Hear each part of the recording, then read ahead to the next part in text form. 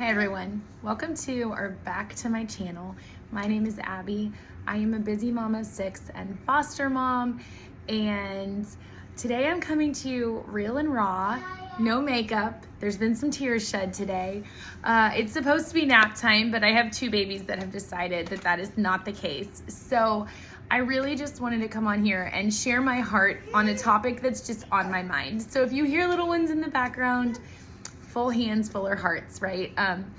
But yes, my husband and I have been foster parents for almost 6 years. We took a year and a half off after we adopted our son, but we have a full house. We have 3 biological children, 2 adopted children, and a current little foster placement right now.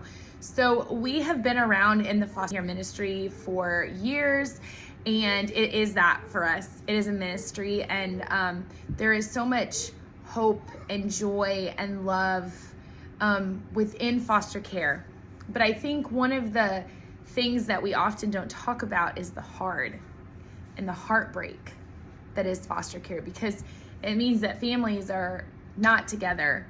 And even though that's sometimes in the best interest of children, it still weighs heavy on one's heart that it's just not how God designed it to be. It's born from brokenness. There's always trauma involved when a child is removed from their family, their biological family, regardless of when in their life that happens. So today, I just kind of wanted to touch on some of, not exclusively, but on some of the things that weigh on my heart as a foster parent. And they're sometimes easier for me to mentally process through than others. But it's just been, my heart's been a little heavy lately. And it's not anything necessarily specifically to do with our case, but I think anytime something happens within a case or within a friend's case, I have so many friends that are foster moms, and while there's a lot of specific details that we can't and don't share with each other, there are some general things that we know, like when a family has a child going home, or when a family gets a new placement, or even sometimes when a family is considering adoption or considering reunification, whatever that can look like. So all that to say, I'm going to talk today about a few of the heartbreaking things that I see and that I feel as a foster mom. I see I have helpers. Okay. The first thing I want to talk about is forming an attachment and that initial placement and bonding that happens. Okay. So our foster son has been with us for a couple of months now. And I always say that, it depends on the child, it depends on the family, it depends on the circumstances, just for how quickly bonding, this is going well, for how quickly bonding happens. But it's been my experience in doing infant foster care, where I'm taking newborns, that the bond is instant. It's like God just grows love in your heart. And having been a biological mom and an adoptive mom and a foster mom, and having reunified several foster children, and having birthed my own children, and having had an adopted child, every single child, I'm going to cry. I need to stop. Every single child that's been placed in my arms, be it biological, adoptive, or foster, it's the same feeling. And that's not human, right? It even felt like that when we got that 2-year-old years ago. Even when he wasn't a newborn, God just brings the child to you. And I love my nieces and nephews. I love my friends' kids, but there's something about it when a foster placement comes into your home and you don't know how long they're going to be there. But in that moment, you're their mom and you're their dad, and you are their advocates and you are their people in the world.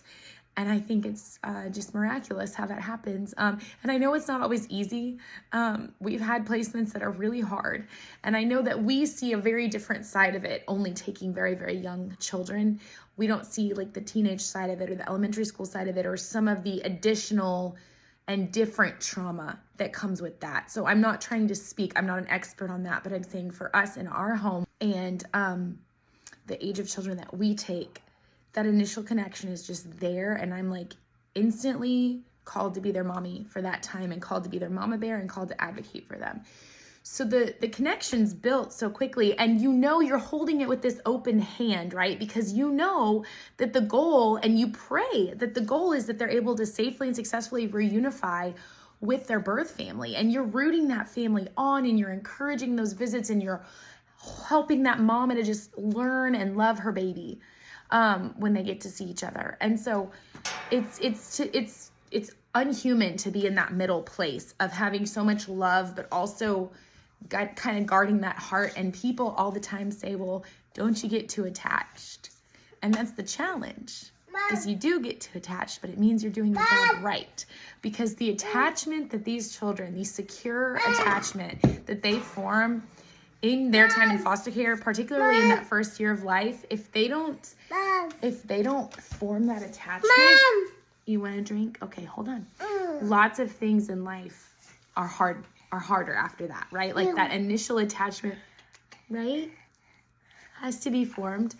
Okay, I'll get you a drink 1 second. And so just the challenge of loving so deeply, knowing that there's a great chance that when they leave your home, you won't ever see or hear from them again. And ideally, you can come alongside bio parents and support and stay in contact. But out of our 9 foster placements, that's happened once.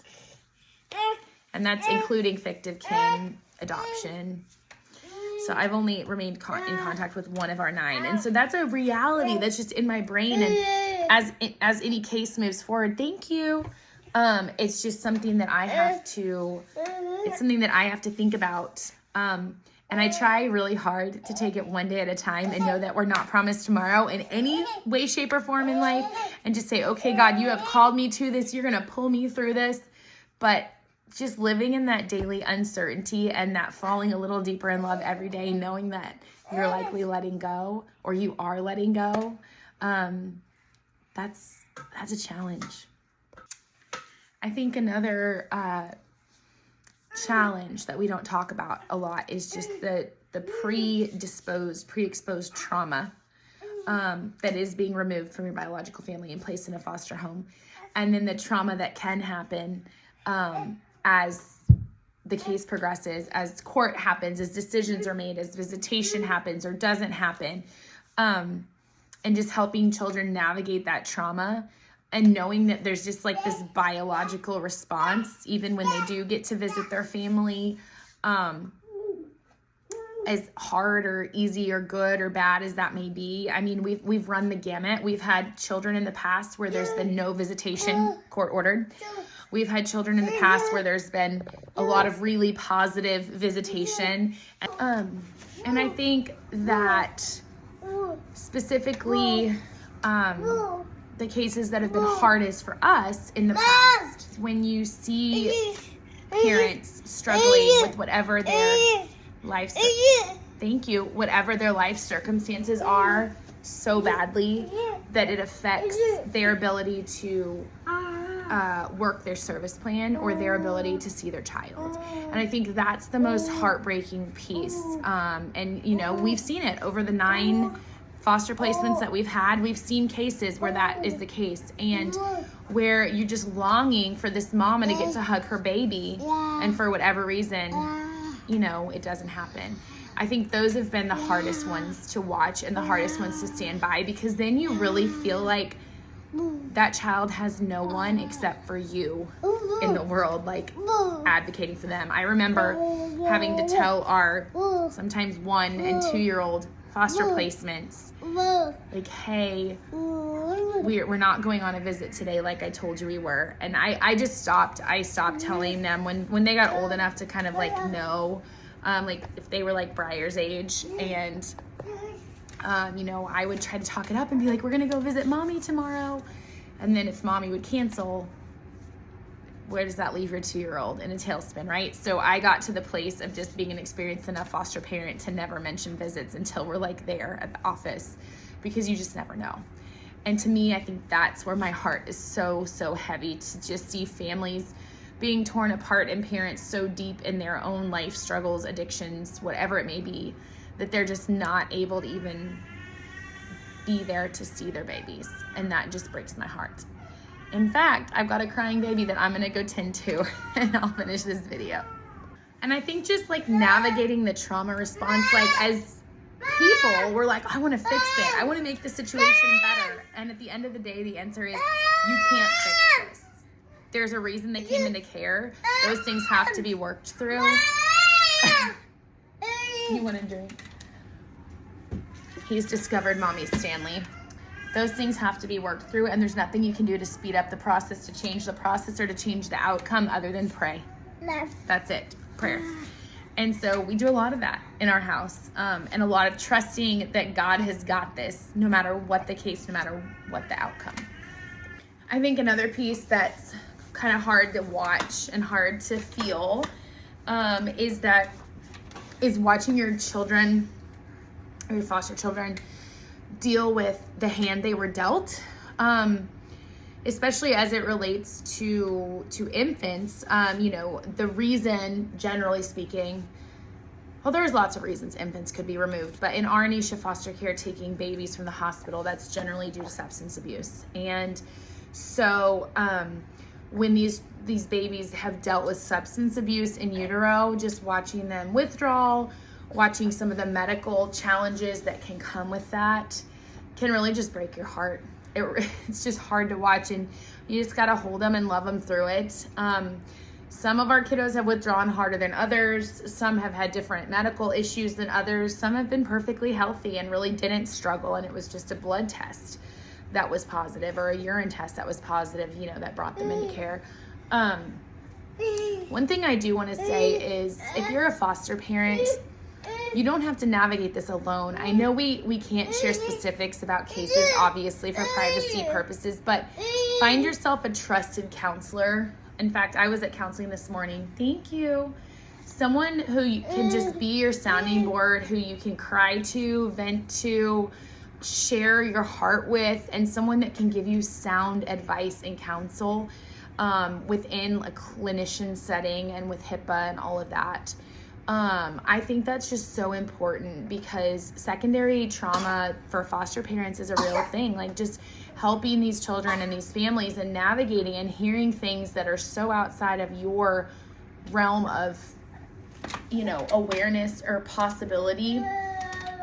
Things that happen in the world are, I mean, that's super hard to just manage on your own. And, you know, you can share it with your spouse or whatever, but I just so advocate for counseling or therapy for foster parents, because I think it's just such a good avenue to kind of get some of those feelings out. I also like to journal when I'm feeling things, and just when I'm journaling too, I can go look back and see like all the prayers that have been answered, you know, throughout all the kids that have been in our home. And truly, I find, as a Christian foster parent and someone who views this as a ministry, like, that's all you can really do, is just love them while they're there and pray, pray, pray.